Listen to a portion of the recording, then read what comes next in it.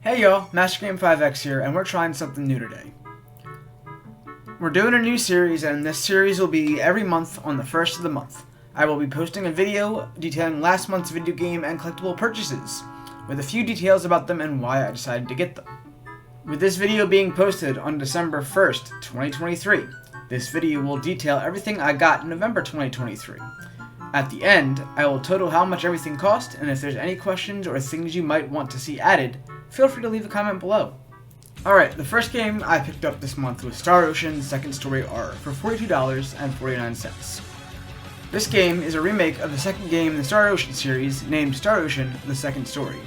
The game was initially released in the US on June 8th, 1998 for PlayStation 1, and was also re-released on the PSP in the US as Star Ocean Second Evolution on January 19th, 2009.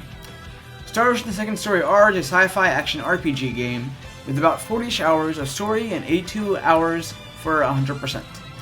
This game was picked up because I spent a lot of time in my childhood playing the original, and I'm a sucker for nostalgic greatness.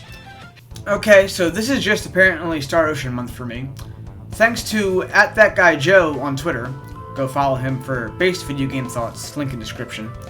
I downloaded Star Ocean First Departure R on my PS5 for just $6.29.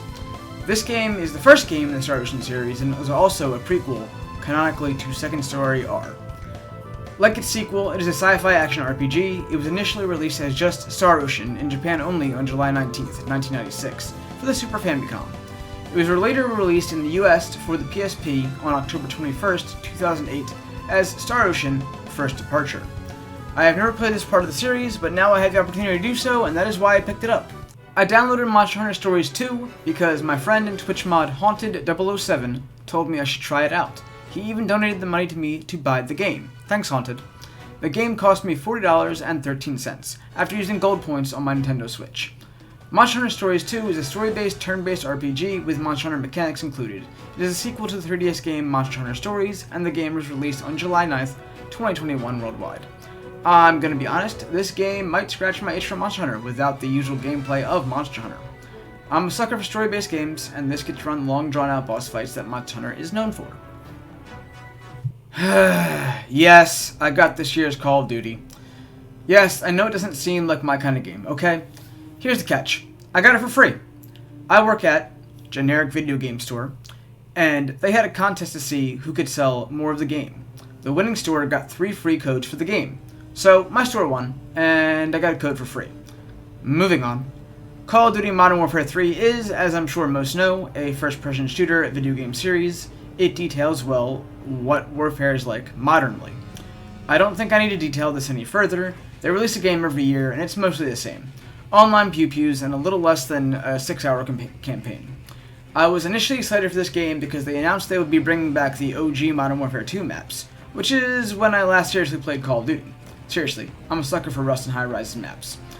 I was then alerted to it being a 3.5-hour campaign and the game download size being 213 gigabytes.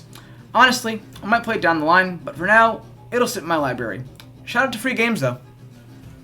Yes! This is the game I was waiting for all month.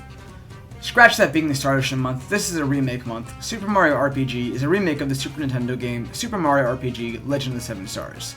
I guess they just dropped the subtitle, huh? I picked this game up for $46.73. Anyways, Super Mario RPG Legend of the Seven Stars initially came out in the US on the Super Nintendo on May 13th, 1996. I was about to turn 2 years old when that game came out. As the name suggests, it is a role-playing game based on Super Mario and Friends. This game is what inspired the Paper Mario series, as Paper Mario for the 64 was originally planned to be a sequel to this game. This game was the start of many Mario RPG games, the Paper Mario series, the Mario & Luigi series, and the crossover game between them. This game itself was a collaboration between Nintendo and Square, now known as Square Enix.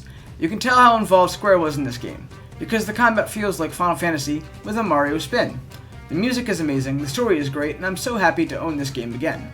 Now my boys Mallow and Gino are back in their rightful place. If you've never played this game, I highly recommend for you to check this out. It also came with this nifty pin set as a pre-order bonus. I picked up Naruto Boruto's Ninja Storm Connections on the same day I picked up Super Mario RPG. As some of you know, I love fighting games. As even fewer of you know, I love anime. the Naruto Storm series just makes sense for me to pick up. I have not missed a single game in the series, just like I haven't missed a single episode of the anime. Naruto Storm Connections cost me $46.73, and it is an arena fighting anime game. It covers the whole storyline of Naruto, Naruto Shippuden, and a little bit of Boruto Next Generations. It also has some filler and original story included, along with an impressive 130 plus character roster to choose from. It also came with this Fig Pin as a pre-order bonus. I don't usually collect these. Here's some gameplay for you to enjoy while I try to decide what I want to use out of all these characters. I picked up Mario Rabbids Sparks of Hope on November 25th for absolutely free. Again, I work at Generic Game Store, and someone couldn't sell it to us because it was marked as a foreign game. So I left it at my job, and I decided to take it home. It is an action-adventure, turn-based strategy game. That's quite a mouthful for a genre. The game is a crossover between Nintendo's Mario and Ubisoft's Rabbids franchise. It is a sequel to the game Mario plus Rabbids Kingdom Battle. I've not played either game, and this game, while being free, is probably going to slink into the shadows of my backlog for the time being. Free games though, can't beat them. If you've been in my community on Twitch, you know how much the Dragon Quest series means to me. If not, you should totally go follow me. I spent 2 years playing Dragon Quest XI, more on that later. So, with the opportunity to pick up Dragon Quest Builders, the first one, well, I wasn't gonna pass this up. This one is hard to find, primarily because its sequel is so much more popular. This game cost me $12.10 to purchase. It is a sandbox action RPG game, another mouthful of a genre. Basically, it's Minecraft mixed with Dragon Quest, hence the name Dragon Quest Builders. This game is set in the world of Alfgar, which is the setting of the first Dragon Quest game. You are tasked with rebuilding the world after it had been destroyed. It features a lot of customizations. You can build the world your way, and has the odd Dragon Quest cameo, or 2, or 3, or slimes. You get my drift, right? Excited to play this. Some honorable mentions, collectibles-wise, this month were a Nintendo Wii for free, and a Squirtle-themed waffle maker for $22.12. My grand total for the month of November, $216.59. Hey! Doing these videos is going to be a great way to see how much I spend on video games and things in a year. Maybe at the end of next year, I can do a yearly total. Now, with next month being December, and Christmas month, I will not be buying much for myself, in case people are getting gifts.